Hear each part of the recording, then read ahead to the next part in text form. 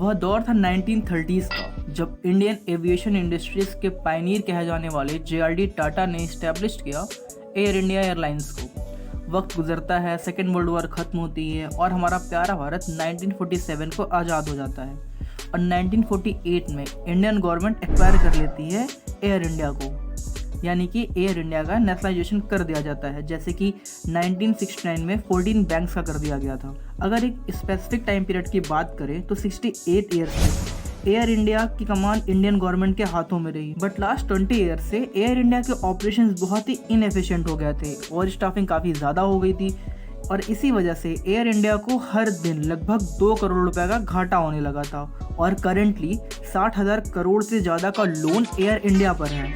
इसी वजह से गवर्नमेंट पिछले कई सालों से कोशिश कर रही है कि एयर इंडिया को बेच दिया जाए, पर अच्छा बायर ना मिलने के कारण और कोविड की वजह से इसमें काफ़ी डिले हो गया।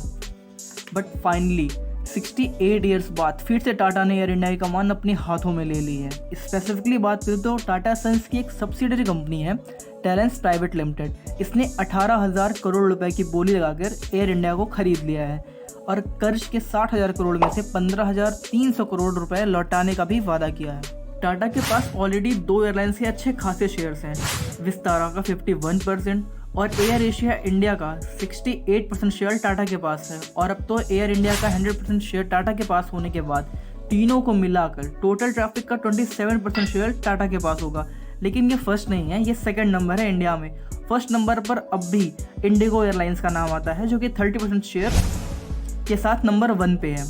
फाइनली गवर्नमेंट के कई सालों के एफर्ट्स के बाद एयर इंडिया का प्राइवेटाइजेशन हो गया है, पर एयर इंडिया के प्राइवेटाइजेशन के होने के साथ सवाल ये उठता है कि किसी भी कंपनी को जब गवर्नमेंट प्राइवेट करती है, यानी कि अपनी मेजॉरिटी ऑफ शेयर्स बेच देती है, तो उसमें से क्या प्रो है क्या कॉन्स। आइए हम कुछ प्रो एंड कॉन्स को डिस्कस करते हैं। पहले हम प्रो की बात करेंगे, फिर कॉन्स पे आते हैं।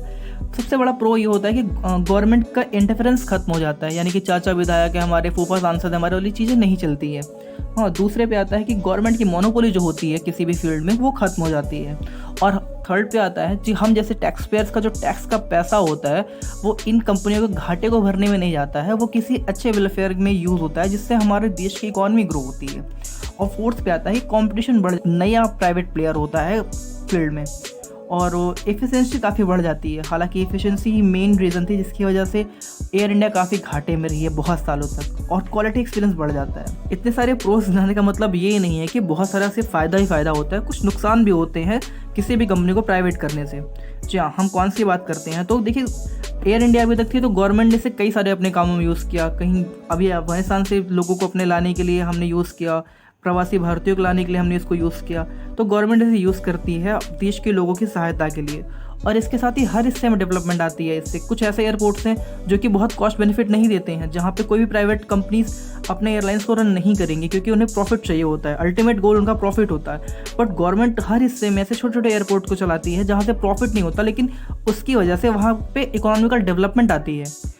बाकी आपको क्या लगता है कि किसी भी कंपनी को प्राइवेट करने से, किसी भी कंपनी से मेजॉरिटी ऑफ शेयर्स बेच देने से, प्राइवेटाइजेशन से क्या फ़ायदा है, क्या नुकसान होता है? आपको कुछ और लगता है तो प्लीज़ मुझे कमेंट्स में ज़रूर बताएं, मैं आपके कमेंट्स ज़रूर पढ़ूंगा। बाकी नेक्स्ट वीडियो के लिए इंतज़ार कीजिए, बहुत जल्दी मिलेंगे एक नेक्स्ट वीडियो में। तब तक के लिए bye bye, take care of yourself, bye bye.